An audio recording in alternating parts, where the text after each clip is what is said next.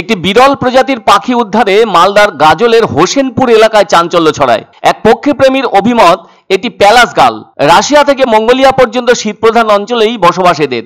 তবে বেশি শীতের হাত থেকে রক্ষা পেতে পরিযায়ী হিসেবে চলে এসেছে ভারতের ভেতর, আর তার অবস্থান আপাতত মালদা জেলার কোনো জলাশয় অঞ্চলে।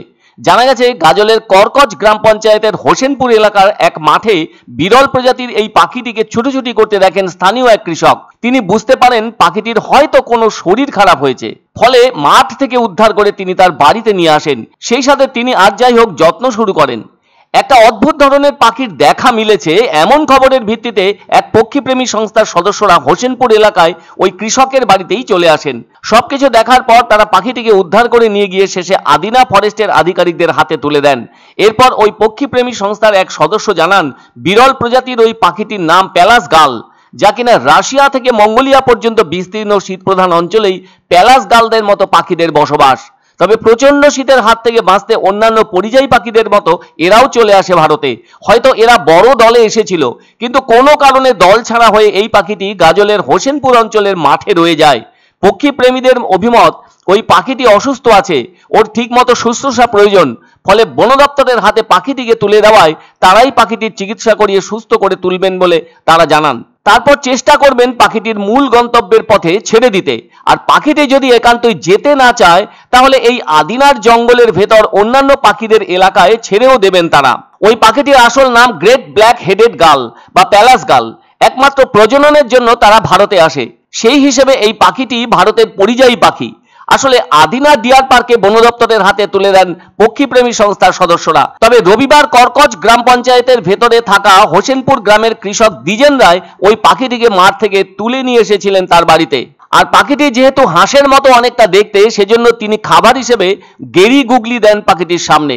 তবে সোমবার সন্ধ্যের দিকে বিরল প্রজাতির পাখির খবরটি পান তারা, আর ওই দিনই রাত 12টা নাগাদ পাখিটিকে উদ্ধার করে নিয়ে আসেন তারা ওই কৃষক দ্বিজেন রায়ের বাড়ি থেকে। তবে এ ধরনের পাখিদেরকে কায়দা করে ধরে চোরাকারবারিরা লুকিয়ে চুরিয়ে চড়া দামেও নাকি বিক্রি করে থাকেন বলে অভিমত পক্ষীপ্রেমী সংস্থার সদস্যদের।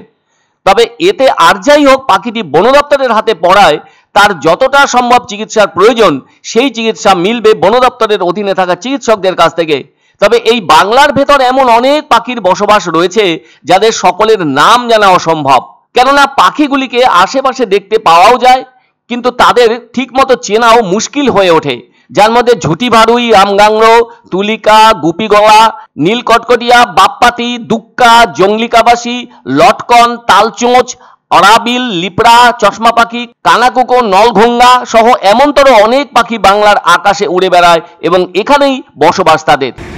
এখন কি আকাশে দেখা যায়? এখন আমাদের এখানে মানে খুব কম দেখা যায়। তবে এটা বিশেষত মধ্য এশিয়া, পূর্ব এশিয়া। এক অন্য অনুভূতির স্পর্শ পাওয়া যায় রয়কো ব্র্যান্ডের গেঞ্জি ও জাঙ্গিয়ায়। তাই ছোট বড় সবার পছন্দ রয়কো গেঞ্জি ও জাঙ্গিয়া। প্রস্তুতকারক জয়মনি হোশিয়ারি, কলকাতা। পছন্দসই সেরা খাবার খেতে হলে সোজা চলে আসুন রুচিসম্মত আধুনিক মানের রেস্টুরেন্ট রাজদরবারে। কেননা এখানেই আপনারা পাবেন ভোজনের রাজকীয় অনুভূতি। শুধু পুজোর সময়ই নয়, সারা বছরই রকমারি খাবার সরবরাহ করাই এই রেস্টুরেন্টের আভিজাত্য। আমাদের ঠিকানা রাজদরবার, রাহুতবাড়ি, বাবুপাড়া, জলপাইগুড়ি। আমার বাংলা আমার রান রাজ্য স্তরের 10 কিমি দৌড় প্রতিযোগিতা এবার জলপাইগুড়িতে 23শে মার্চ রবিবার। ব্যবস্থাপনায় ওয়েস্ট বেঙ্গল অ্যাথলেটিক্স অ্যাসোসিয়েশন, সহযোগিতায় জলপাইগুড়ি ডিএসএ এবং town club, media partner channel Bangla. আমার বাংলা আমার রান রাজ্য স্তরের 10 কিমি দৌড় প্রতিযোগিতা এবার জলপাইগুড়িতে 23শে মার্চ রবিবার। ব্যবস্থাপনায় ওয়েস্ট বেঙ্গল অ্যাথলেটিক্স অ্যাসোসিয়েশন, সহযোগিতায় জলপাইগুড়ি ডিএসএ এবং town club, media partner channel Bangla.